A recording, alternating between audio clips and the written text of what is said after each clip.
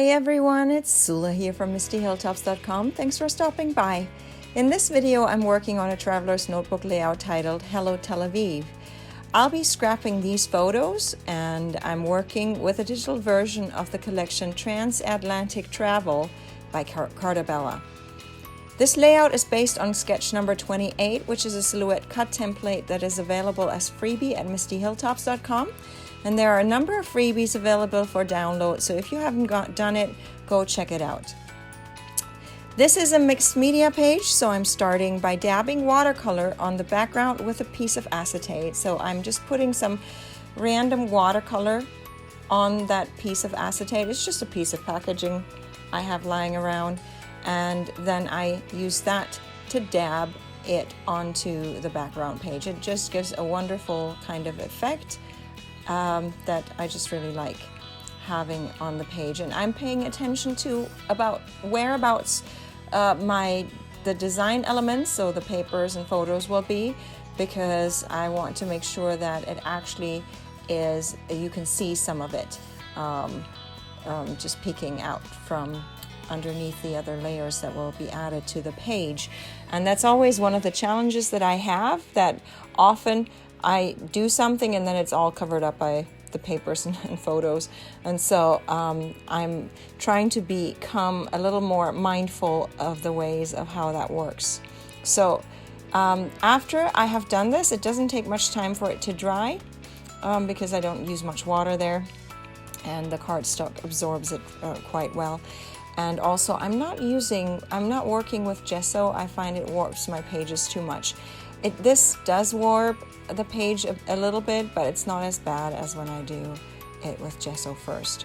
So now I'm arranging everything. I have run a card alongside the edges of each piece of paper except the circle. The circle has a faux stitching. It's a die cut, and I like it the way it is. It doesn't need any more dimension, but with the roughed up edges, it just gives my papers a lot more dimension, which helps with it, the page becoming more alive. It throws a bit more of a shadow on the page, and it makes the paper stand more out. I find I prefer this far more over just flat papers. And so, however, it's a little bit tricky to put things down because they sit on top of that edge, that roughed up edge, and so they just never want to sit the way I want them until I actually glue them down. So with pre-arranging everything, that's a little bit rough there. But I usually pre-arrange everything before I glue it down because I want to know exactly where, or whereabouts I will put things and how they will go on the page. And I don't these pages are planned out actually with that silhouette template that is available as a freebie, and so I don't want to end up then realizing, oh no, I put something down in the wrong place, and then the whole design doesn't make any sense anymore.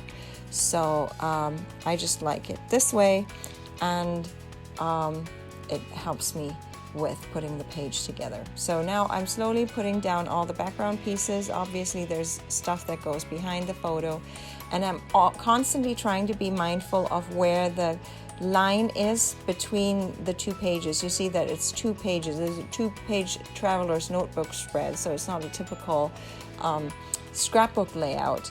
And so I have to be mindful that at some point this page will be cut apart, and so I'm trying to be mindful where exactly I put the elements and the papers and the photos. Sometimes I cut right through the photos, but here I wanted the photos to be right at the dividing line there, and that be the edge. So I didn't want one photo to go across to the other page. Now this was a little tricky because I wanted a bunting, and that bunting goes across to the other page, so it'll have to be cut apart in some place and then reattached to the page. And so that's something I am aware as I am designing, or as I designed the page. I knew that I was going to run into this issue, and it was not a big deal. I just glued it down again and then it's just a nice little bunting there. So all of this comes in that freebie kit. You can just clip your papers to them, digital papers, or you can just use the cut file to cut them. And you saw I'm using that strip of paper to see where will be the center of the 2-page spread there, you see, and that way I can perfectly align the photo without having to be worried about it going across the other page and then having to be cut apart. So here is that part, and then I'm ready to glue down that bunting there that I want to attach to the photo. Again, this side was actually completely unnecessary because it really goes across the page and I have to re-adhere that bunting on the one page where it's the majority of that is. Then you see there is a little tab that I'm adding, and then I have all these die cut flowers that I want to, so I'm still trying to decide where exactly I want to put that tab down. It goes behind and above the paper there. It's just basically enclosing the paper, and then I have to rearrange. And I love clustering. From my digital scrapbooking days, I used to do a lot of clustering and layering and all that, and so I love to replicate that in real life layouts, though I try to make my pages not too busy because I do like when the focus is on the photos and not so much on all the things all around, although a lot of my pages have a lot of focus elsewhere as well.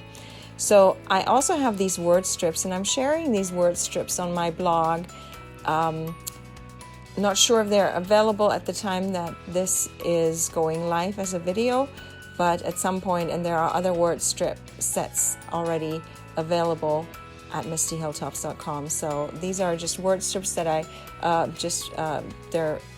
they come in a PDF, and then you can print them. I print them on cardstock and then just cut them apart with my trimmer, and then I can add these words to my projects. They make lovely additions. One of the things I'm encountering, because I'm using the digital version of the Carta, and I find this Transatlantic travel, and I find that it has not so many.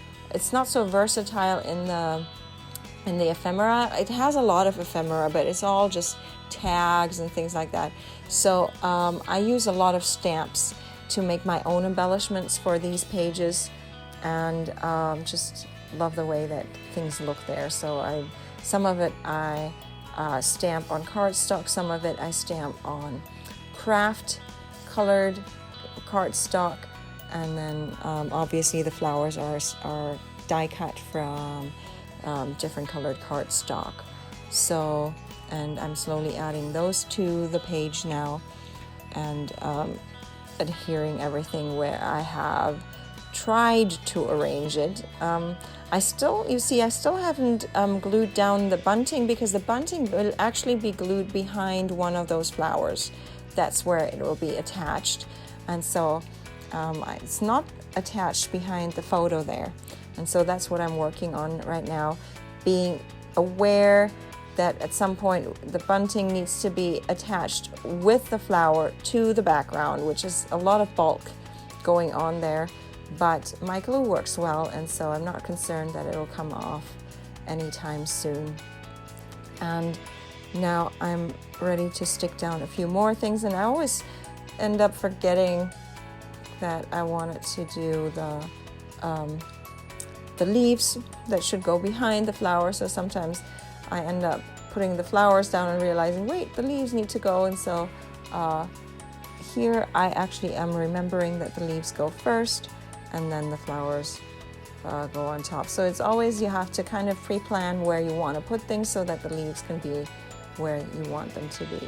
So, and I ended up doing a lot where I stamp, and then I use just die cut labels that I have collected over time. They're in my stash, and I just use these labels to just cut them out.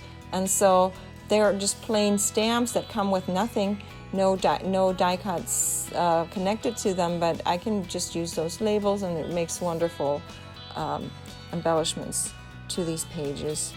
and I'm enjoying it. I like the way that things turn out. And you see, actually, again, what happened was that there's very little of that watercolor that peeks through from the bottom part of this.